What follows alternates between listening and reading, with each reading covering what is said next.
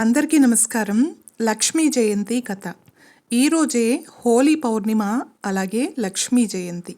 సర్వ సంపదలకు అధిదేవత లక్ష్మీదేవి. ఆమె కరుణ లేకపోతే ఎన్ని తెలివితేటలున్నా, ఎంత పేరు ఉన్నా, ఎంత గొప్పవారైనా ఇబ్బందులు పడాల్సిందే.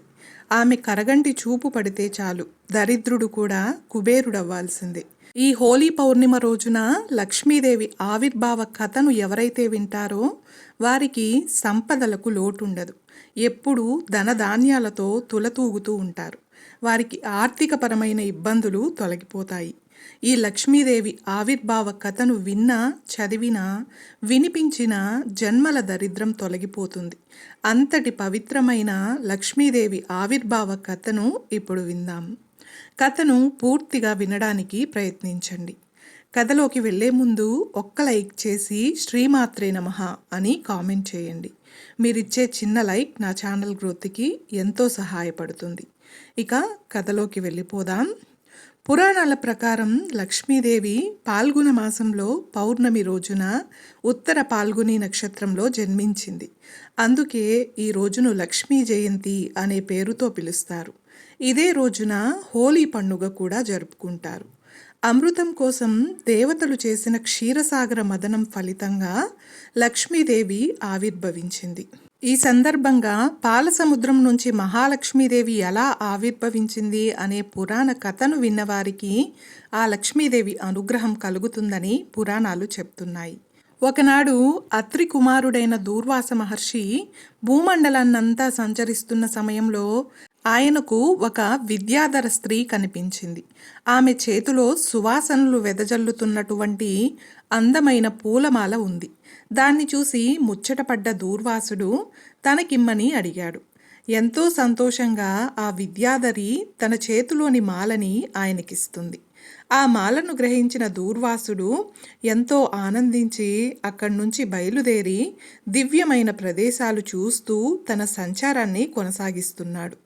అలా లోకాలు తిరుగుతూ దూర్వాసుడు ఒకనాడు స్వర్గానికి వచ్చాడు.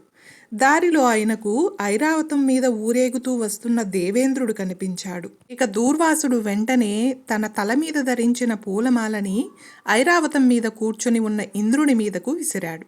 ఇంద్రుడు దాన్ని అందుకొని అంతే వేగంతో తన ఐరావతం మీదకి తిరిగి విసిరేశాడు. ఆ మాల ఐరావతం కుంభస్థలాన్ని అలంకరించింది. కైలాసం మీద ఉన్న గంగలాగా శోభిస్తుంది. తన తల మీద పడ్డ పూలమాల సువాసన ఆ ఏనుగు ముక్కు రంధ్రాలకు సోకింది.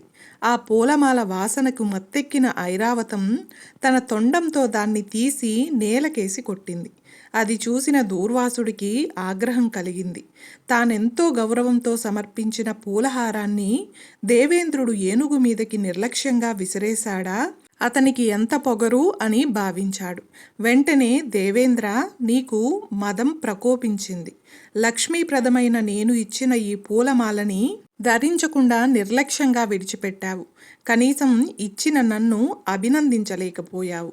నీ పాపానికి గాను నీ త్రిభువన సామ్రాజ్య సంపద నశించుగాక. నీ పాలనలో ఉన్న ముల్లోకాలు లక్ష్మీహీనమైపోవుగాక అని శపిస్తాడు. దూర్వాసుడి శాపం విన్నాక ఒక్కసారిగా ఇంద్రుడి కళ్ళు తెరుచుకున్నాయి. తాను చేసిన అపరాధమేమిటో అతడికి తెలిసింది. వెంటనే ఏనుగుపై నుంచి దిగి దూర్వాసుడి కాళ్లపై పడ్డాడు. ఎంత వేడుకున్నా పరమకోపిష్టి అయిన దూర్వాసుడు ఇంద్రుణ్ణి కనికరించలేదు. అతడి ప్రార్థన ఏమాత్రం వినకుండా అక్కడి నుంచి వెళ్ళిపోయాడు.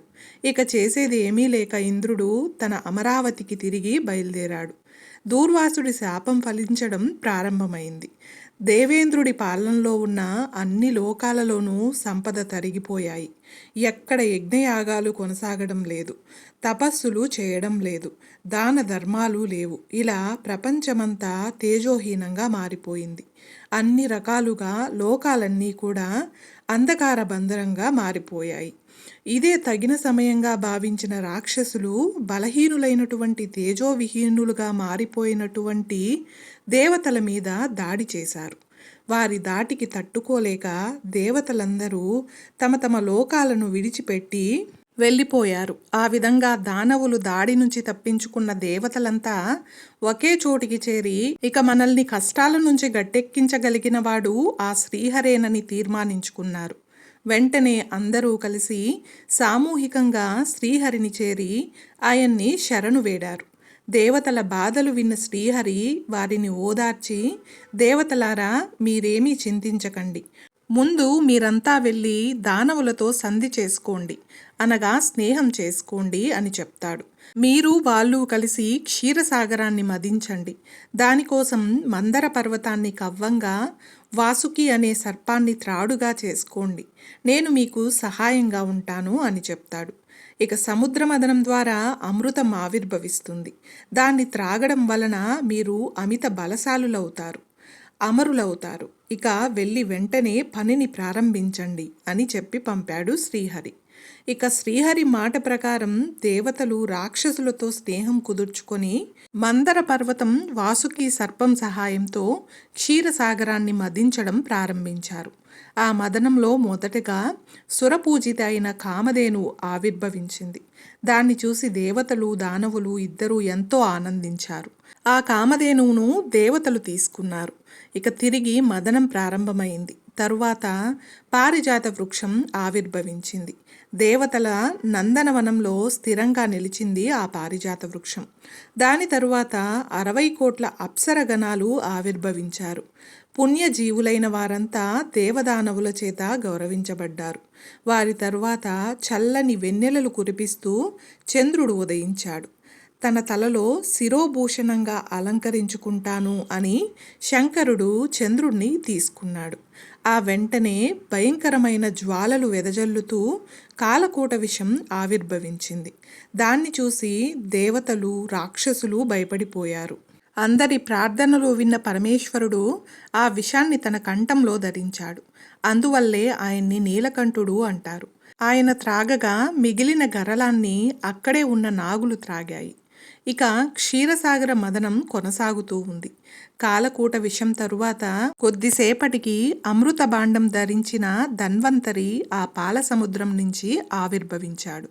ఆ తరువాత వరుసగా ఉచ్చైశ్రవం అనగా గుర్రము, ఐరావతము జన్మించాయి. ఇక వాటి వెంటే వికసించిన తామర పువ్వు మీద కూర్చొని సర్వాలంకార శోభిత అయిన మహాలక్ష్మీదేవి పాల సముద్రం నుంచి బయటికి వచ్చింది. సర్వమంగళకారిణి అయిన ఆ దేవిని చూసి ఋషులు మునులు ఎంతో ఆనందించి శ్రీ సూక్తంతో ఘనంగా స్తుతించారు. ఆమె రాక సందర్భంగా విశ్వావసు గంధర్వులు పాటలు పాడగా అప్సర గణాలు నాట్యాలు చేశారు. గంగాది నదులు దేవి స్నానం కోసం విచ్చేశాయి. ఇక దిగ్గజాలన్నీ సర్వకుంభాలతో గంగాజలాన్ని తీసుకొని మహాలక్ష్మీదేవిని అభిషేకించాయి. క్షీరసాగరుడు స్వయంగా పైకి వచ్చి ఎప్పటికీ వాడిపోని పద్మమాలని దేవికి సమర్పించాడు. దేవశిల్పి అయిన విశ్వకర్మ దివ్యమైన స్వర్ణ ఆభరణాన్ని ఇవ్వగా వాటిని ధరించి సర్వాలంకార శోభితగా ఆ మహాలక్ష్మీదేవి అందరికీ దర్శనమిచ్చింది. మహా సౌందర్యంతో కోటి సూర్యకాంతులతో వెలుగుతూ ఉన్నటువంటి ఆ దేవిని చూసి ఆమె లావణ్యానికి మైమర్చిపోయిన దేవతలు దానవులు ఎవరికి వారు ఆమెను స్వీకరించాలని పోటీపడ్డారు. అదే సమయంలో బ్రహ్మదేవుడు అక్కడికి వచ్చి లక్ష్మీదేవిని శ్రీహరికి సమర్పించాడు. అందరూ చూస్తూ ఉండగా బ్రహ్మమాటని గౌరవించిన శ్రీహరి లక్ష్మీదేవిని తన వక్షస్థలం మీద ధరించాడు. శ్రీహరి చేత వరించబడినటువంటి లక్ష్మీదేవి ఆయనతో, స్వామి, నన్ను స్వీకరించినందుకు చాలా సంతోషము. నన్ను ఎప్పుడూ మీరు విడవకండి. మీ హృదయమే నాకు తగిన స్థానము. మీ ఆజ్ఞని నేను శిరసా వహిస్తాను అని సవినయంగా తన చేతిలో ఉన్న పూలమాలని ఆయన మెడలో వేసింది. ఆ దివ్య దృశ్యాన్ని చూసి దేవతలంతా ఎంతో సంతోషించి వారి మీద పూలవాన కురిపించారు. లక్ష్మీదేవి తమకు దక్కకుండా శ్రీహరిని వరించడంతో రాక్షసులంతా ఎంతో బాధపడ్డారు. దేవతల మీద వారికి కోపం వచ్చింది. వారికి ధన్వంతరి అమృత భాండం పట్టుకొని కనిపించాడు. అంతే, ఒక్కసారిగా ఆయన చేతిలో ఉన్న భాండాన్ని లాక్కొని పరిగెత్తారు. రాక్షసులు అది చూసి దేవతలంతా ఎంతో ఆందోళన చెందారు. ఇక శ్రీహరి మోహిని రూపాన్ని ధరించి వారి ముందుకు వెళ్ళి తన మాయోపాయంతో వారందరినీ పరవశుల్ని చేసి మోహపరిచి అమృతాన్ని మొత్తం దేవతలకే దక్కేలా చేశాడు. దానవుల దగ్గరకు వచ్చేసరికి ఒక్క చుక్క కూడా మిగలలేదు. దాంతో ఆగ్రహించిన అసురులు ఆయుధాలు ధరించి దేవతలపై తిరగబడ్డారు.